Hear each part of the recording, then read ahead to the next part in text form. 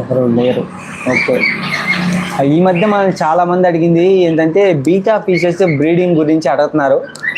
దాని గురించి ఒక చిన్న పాయింట్ చెప్తాను. బీటా ఫిష్ బ్రీడింగ్ చాలా చాలా చాలా ఈజీ, అట్లానే చాలా చాలా చాలా కష్టం. ఓకేనా? వాటి ఈజీ ఏంటి అన్నా, ఈజీ అన్నా కష్టం ఏంటంటున్నాం అనుకుంటే ఈజీ ఏం లేదు ఫ్రెండ్స్. మనం బీటా ఫిష్ని బ్రీడింగ్ చేయడం చాలా ఈజీ. అంటే వాటిని అది ప్యారింగ్ చేయడం కానీ, ఈజీగా పిల్లలు పెట్టించడం కానీ, ఇవనేటివి చాలా ఈజీ అన్నమాట. ఓకేనా? కానీ ఆ వచ్చిన పిల్లల్ని కాపాడడం అనేది చాలా కష్టం. మెయిన్ ఏంటంటే వచ్చిన పిల్లల్ని కాపాడడం అనేది చాలా చాలా కష్టం అన్నమాట.